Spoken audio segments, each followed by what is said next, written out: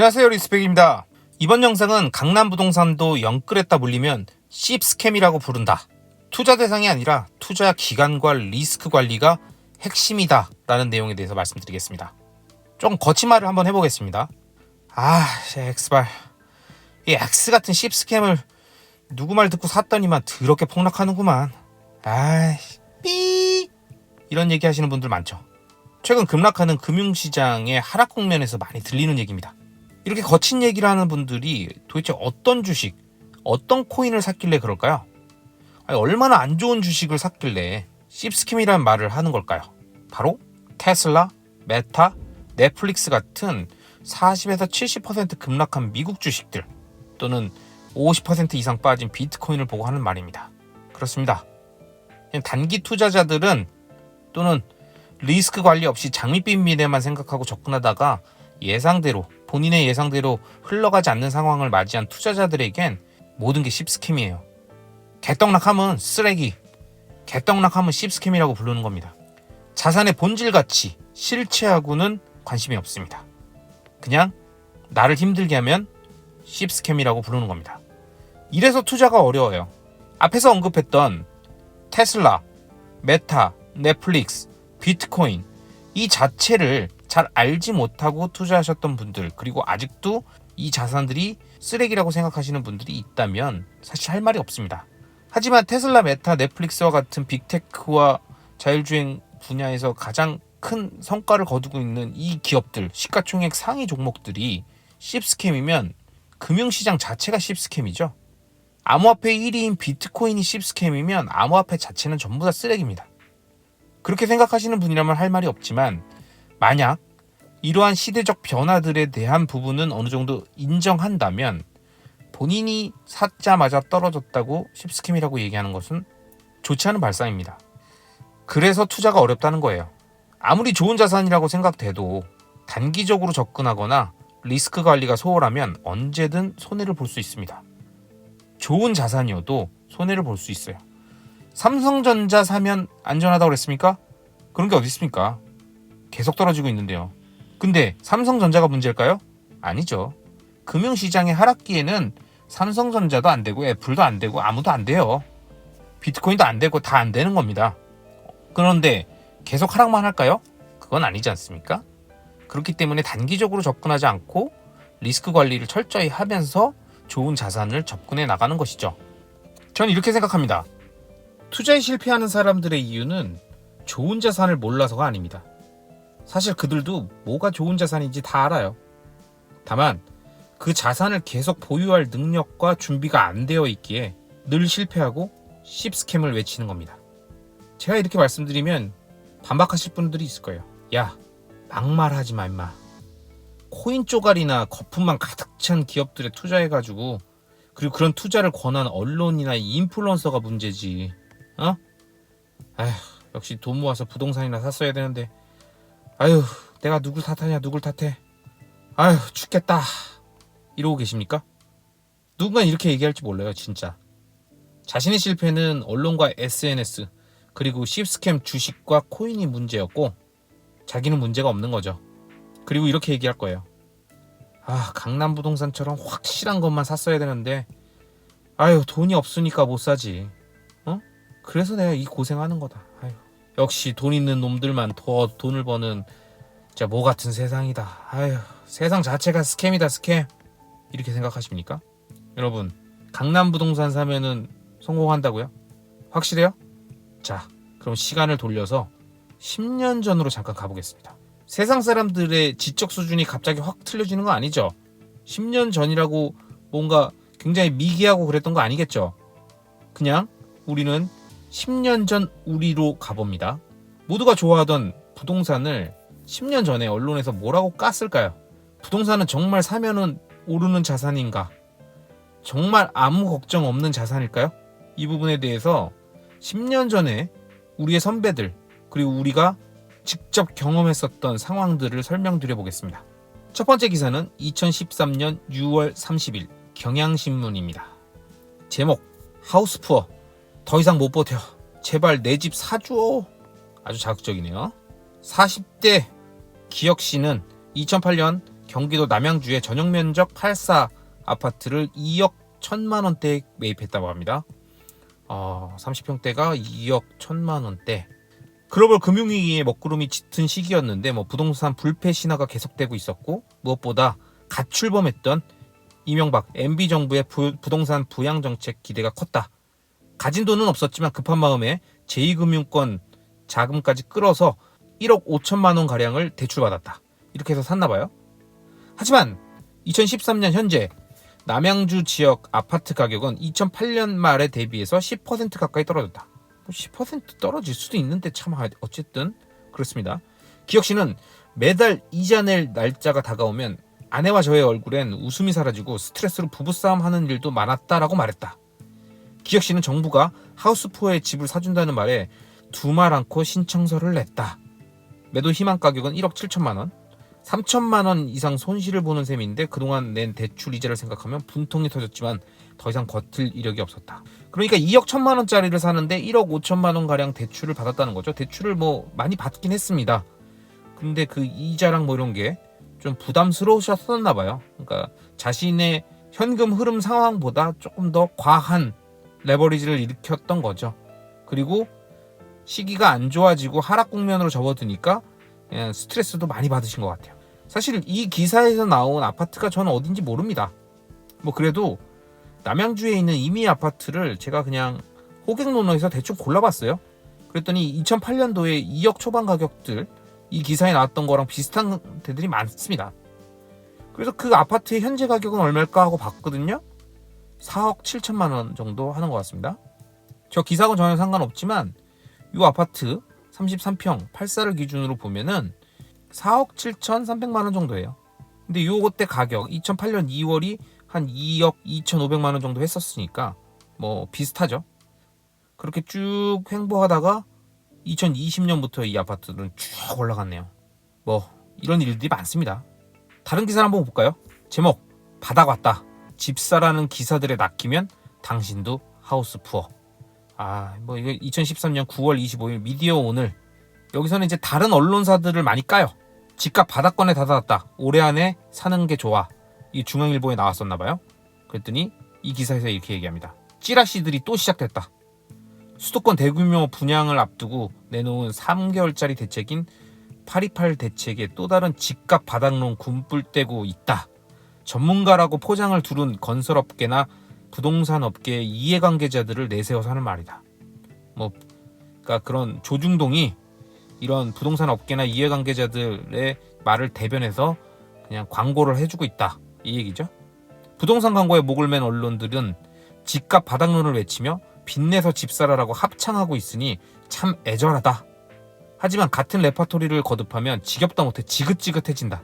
지난 3, 4년간 언론들이 얼마나 집값 바닥을 간절히 염원해왔는지 대표적인 부동산 찌라시인 매경 기사의 제목들만 봐도 알 수 있다. 여기서는 매경이 부동산 찌라시라고 얘기를 하고 있습니다. 약간 좀 편향된 것도 있는 것 같기는 해요. 어쨌든 계속 빚내서 집 사라라며 멀쩡한 세입자들끼리 물귀신처럼 끌어들이는 정부와 언론이 과연 백성들을 위한 정부요, 언론이라고 할 수 있을까? 그러면서 마지막에 이렇게 얘기합니다. 제발 시민들이라도 이런 왜곡 선동에 넘어가지 않는 지혜와 안목을 갖추길 바랄 뿐이다. 누구? 선대인 경제연구소. 참 시간이 지나서 이렇게 기록으로 남아있는 것들을 보면 알 수 있습니다. 좀 너무 결과가 정해져 있는 상태에서 과거의 기사들을 전 이렇게 가끔씩 찾아보는데 재밌는 게 많아요. 그래서 이때 이 기사가 나왔던 2013년 9월 25일 기사인데요. 그 이후에 어떻게 됐을까요? 지금 이거는 부동산 가격 지표입니다. KB국민은행에서 만든 거고요. 지금 제가 빨간색 점으로 표시한 부분이 기사의 언급 시점입니다. 어쩜 이렇게 그 구간 안에서도 최저점 부분에서 그 얘기를 할까요? 그리고서 쭉 그때부터 올라갑니다. 뭐라고 그랬죠? 제발 시민들이라도 이런 왜곡 선동에 넘어가지 않는 지혜와 안목을 갖추길 바란다 라고 했는데, 지혜와 안목을 갖춰야 될 사람은 다른 사람이 있는 것 같습니다. 마지막 하이라이트 기사입니다. 이 기사가 하이라이트입니다. 이거는 2013년 1월 16일 아시아경제에서 나온 거고요. 제목, 통합 재건축 무산된 신반포 1차 하우스 푸어. 뭐 어쩌고저쩌고 이런 기사죠. 강남구 서초동 신반포 1차 아파트 21동 175제곱미터 53평짜리 감정가가 20억 원으로 경매는 1차 유찰됐다. 경매에 나온 물건이었나봐요. 그리고 2차 경매가 시작됐는데 경매 시작가는 16억으로 떨어진 상태인데 경매 전문가들은 이 매물이 한두 차례 이상 더 유찰될 거라고 보고 있다. 이 아파트 주인은 은행과 개인에게 총 25억가량의 융자를 받았었대요. 그리고 2005년부터 2010년까지 우리은행에서 총 15억 원의 담보대출을 받았고 개인에게도 아파트를 담보로 9억 9천만 원을 빌렸다. 제2금융권에서 담보대출로 빌린 2억 원까지 합치면 총 27억 원가량이 이 아파트에 묶여 있다네요. 대출 레버리지를 굉장히 주택담보대출로 많이 받았던 거예요. 금융권과 개인한테 약 30억 원 가까이 대출을 받았었던 이 아파트의 감정가가 20억 원으로 떨어지니까 이게 부동산 침체 구간이랑 함께 와가지고 이제 이 사람이 이제 개인적으로 문제가 생겼던 건가 봐요. 근데 여기에 엎친 데 덮친 격으로 2000년대 초 이 아파트가 재건축을 추진하고 있었는데 1동부터 19동까지 하고 20동하고 21동 요 사이가 좀 갈등이 있었대요. 뭐 이유는 이제 대지 부분이 좀 틀려가지고 같이 하니 많이 따로 하니 많이 이렇게 서로 의견이 달라졌던 것 같습니다. 그러다가 입주민 간의 그 갈등이 해소되지 못해서 결국 분리 재건축을 하기로 했대요. 근데 이 분리 재건축을 한다라는 거는 결국에는 이 주인공이 갖고 있었던 대형 평수가 있었던 20동이랑 21동은 재건축이 불가능해졌다라고 볼 수 있는 거죠. 그리고 이거를 서울시에서도 통합 재건축을 권고하지 않기로 결정을 했답니다. 그러니까 당연히 아파트가 폭락하고 오래된 아파트인데 이제 따로 두 동만 따로 떨어뜨려 가지고 별도로 재건축하기 어려울 테니까 이 동들을 갖고 있었던 집주인들은 뭐 말 못할 고통이 있었겠죠. 결국 정리하면 이 기사에서 나온 내용은 이겁니다. 강남 반포의 아파트를 무리한 부채를 안고서 뭐 지금 표현으로 영끌해서 재건축을 예상하고 샀는데 재건축이 주민들 간의 이견으로 더 이상 불가능하게 됐다. 그리고 서울시도 이거를 조정할 생각이 없다라고 기사까지 났어요. 그럼 저 아파트 그 이후에 어떻게 됐을까요? 바로 그 1년 후의 기사입니다. 2014년 2월 6일 한경 지코노미 기사입니다. 지난해 말 분양에 성공하며 강남 재건축 열풍을 이끌었던 서울 반포동 아크로 리버파크 신반포 1차가 당초 재건축 사업에서 제외됐던 20동, 21동을 포함해서 최고 높이 38층으로 신축된다. 20동, 21동 두 개 동은 1동에서 19동보다 대지 지분이 작지만 주택 평수가 커서 재건축 후에 무상으로 받을 수 있는 새 아파트의 크기를 정하는 계산 방식을 두고 나머지 단지하고 갈등을 빚어왔다. 갈등으로 재건축 조합에 빠졌다가 뒤늦게 통합 개발에 결정됐다. 그렇습니다. 이 기사에 나온 신반포 1차가 우리가 모두 알고 있는 그 아크로 리버팍 아리팍입니다. 그리고 이 위에 기사에 언급됐던 52평 아파트 재건축 가능성이 없다고 했던 2013년 16억 경매의 그 아파트는 2022년 지금 64억에 아리팍이 됐습니다. 9년 만에 16억이 64억에 아리팍이 됐어요.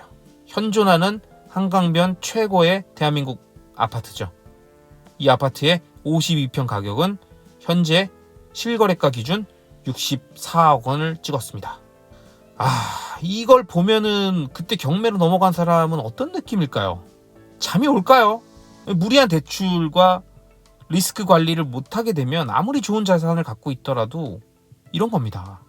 부동산 하락을 논하고 있는 그런 분위기에서는 그냥 이 강남 부동산도 씹스캠이라고 얘기했을 거예요.